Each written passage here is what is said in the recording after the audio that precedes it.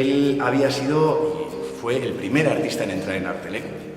¿Sabes? Que es muy simbólico. A mí lo que me inspiraba a Alex era ese artista que había salido de la ciudad y que era siempre independiente y muy rebelde.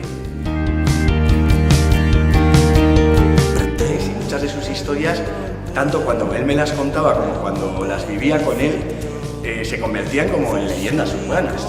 Porque ya te digo que es de estos artistas como muy valientes, tenía mucho que decir más allá de lo que le impusiesen.